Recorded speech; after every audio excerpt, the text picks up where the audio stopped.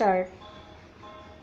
I am delighted to be here with the bright participants of this course at one of the premier armed forces training institutes of our country.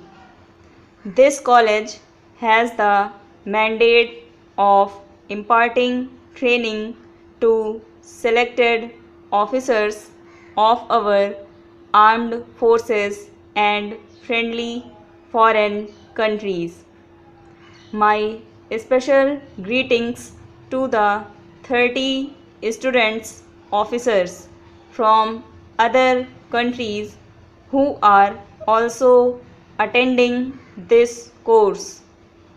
I am glad to hear insightful speeches from the young student officers on complex issues of strategic significance touching upon internal and external security, Sagar military diplomacy roadmap, self-reliance and power rivalries in the Indo-Pacific with reference to countries in the Indian Ocean region. I am especially delighted that there was a lady officer among the speakers. I have been told that the number of lady officers in this course is going to rise in the future. That is a welcome development. The natural beauty of the Nilgiri hills and the salubrious climate of this area are conducive to learning. I am told that the word salubrious is often repeated to describe the climate and weather conditions of this area. Its Latin root words denote its meaning as health giving.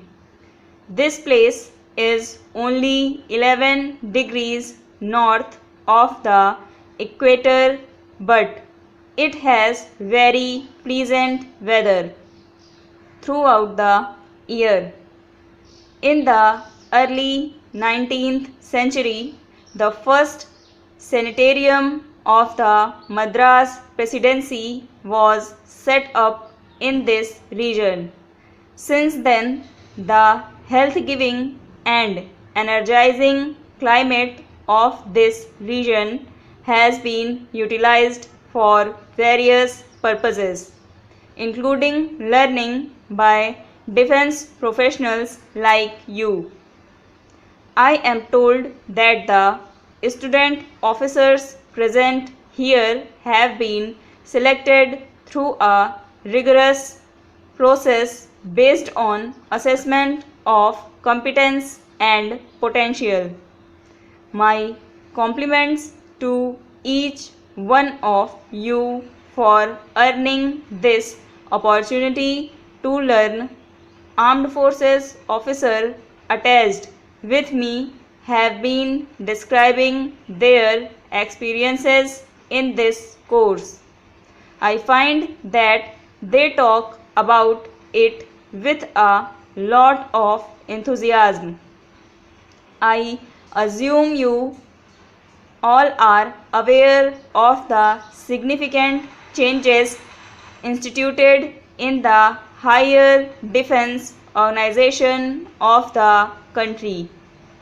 Impetus is also being provided to indigenization and self-sufficiency in the defense sector. These initiatives have been taken with a view to make the armed forces future ready. As you go up the ladder of growth, you will have to graduate from the level of single service competencies to multi-domain challenges. That requires greater understanding of joint and multi-domain operations as the armed forces work towards greater integration, jointness and synergy will become stronger. In this context, participation by a few civil services officers and officers of the Coast Guard widens the canvas of mutual learning through this course.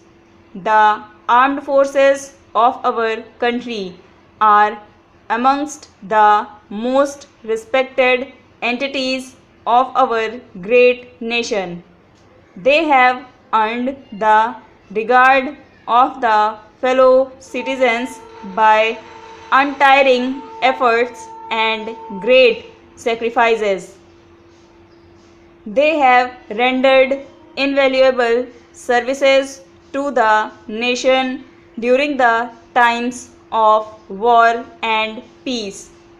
They have discharged their duties with dedication and courage while facing internal and external security challenges and in times of natural calamities. The recent past has been very difficult for the entire humanity. The COVID-19 pandemic has impacted all walks of life.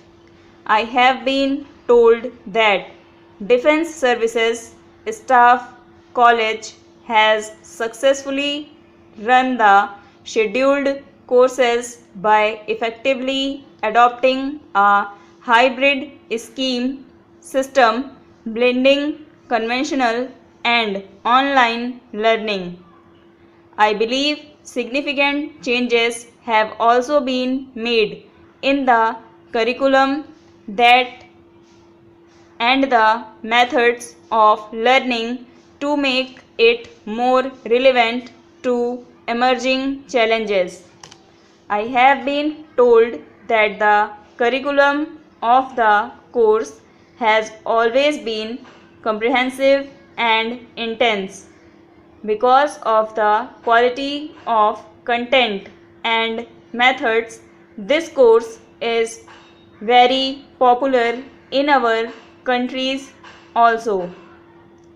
Ladies and gentlemen, I would like to convey my appreciation for the outstanding grit and determination displayed by men and women of the armed forces in dealing with the situation on our borders as well as the COVID-19 pandemic.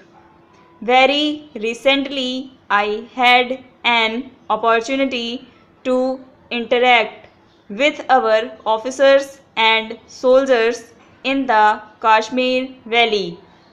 I felt very happy to observe their high morale and dedication to duty. Most of you have been among the frontline warriors dealing with these challenges. The country appreciates your commitment and contribution. We are passing through challenging times which is full of changes. Stop.